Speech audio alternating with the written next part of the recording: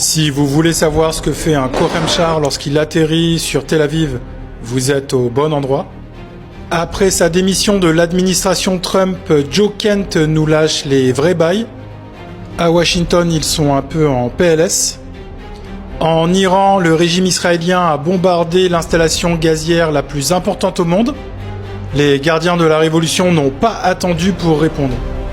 Jeudi 19 mars 2026, je te raconte les dernières actus, mais pas comme le feraient BFM, CNews et France Info. Mais avant,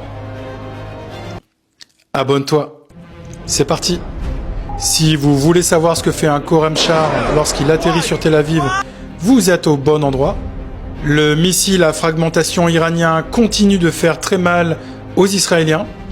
Cette nuit, il a encore frappé Tel Aviv, infligeant de lourds dégâts. Les Israéliens ne communiquent pas vraiment sur les dégâts.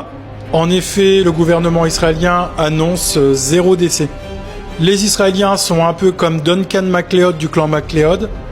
En temps de guerre, ils sont immortels.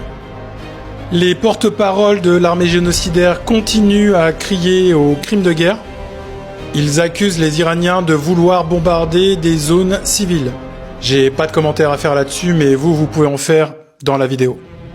Le ministre démissionnaire Joe Kent commence à lâcher les bails. D'après lui, il n'y avait aucune raison de faire la guerre à l'Iran. Ils n'ont jamais représenté une menace réelle pour les Américains.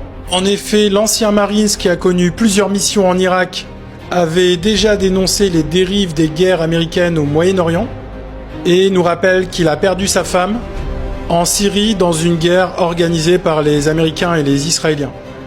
Il accuse les lobbies sionistes de l'administration Trump de lui forcer la main et les médias mainstream américains d'avoir préparé la caution de cette guerre. Cette démission rend de plus en plus impopulaire cette guerre aux États-Unis. Les Israéliens ont bombardé la plus grande réserve de gaz naturel au monde et je vous laisse deviner où elle se trouve. Il s'agit de l'installation South Pars et pas South Park. Une réserve stratégique pour les Iraniens mais aussi pour l'économie mondiale. Cette réserve fournit notamment à l'Iran 90% de ses besoins en électricité. Je rappelle au passage que s'attaquer aux ressources énergétiques vitales pour une population constitue un crime de guerre. Mais pour les Israéliens, c'est quelque chose de tout à fait normal. En réponse à cette agression, les Iraniens ont bombardé une réserve de gaz naturel au Koweït. C'est œil pour œil, dent pour dent. Le roi du Qatar reproche aux Israéliens de vouloir volontairement mettre le chaos dans toute la région. Il les accuse notamment de vouloir cibler volontairement les sites de ressources énergétiques iraniens en prévoyant qu'ils répondent sur les installations des pays du Golfe. Ils sont démoniaques. Pendant ce temps, Netanyahou, lui, continue de jouer avec nos nerfs. Hier, il a encore publié une vidéo, mais qui a été débunkée très rapidement. On ne sait vraiment pas à quoi jouent les Israéliens. Pour de nombreux analystes, s'il est encore vivant et qu'il se cache, c'est pour ne pas révéler sa position aux Iraniens. Quel courage!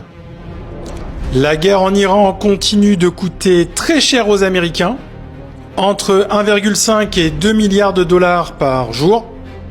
Pour une guerre que les Israéliens ont déclarée, ça commence à coûter très cher. Sachant que les Américains, hier, ont dépassé un seuil stratégique sur leurs dettes. En effet, le pays a un déficit public de 39 trillions de dollars. Quand même, ouais.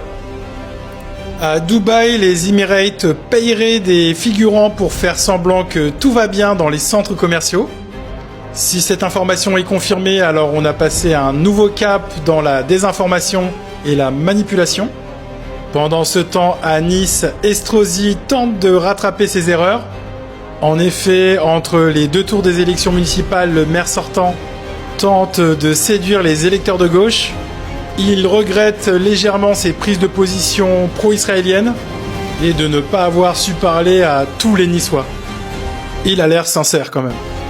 Je vous laisse mettre vos commentaires, je vous dis à bientôt, ciao.